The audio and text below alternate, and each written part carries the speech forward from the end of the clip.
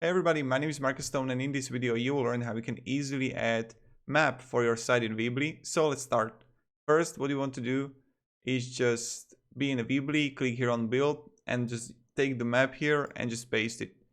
Now, when you will have it, what you want to do is just click on it and just write here address.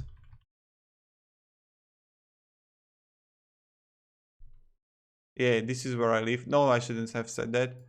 And you can change the zoom if you want. Then you got the width and height if you would like. And like change it. So this is really cool if you want to have it somewhere in the background and having a text here.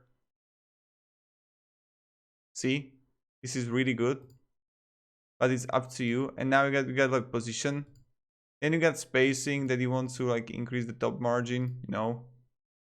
And you got advanced location if you want to go with the latitude, and advanced display.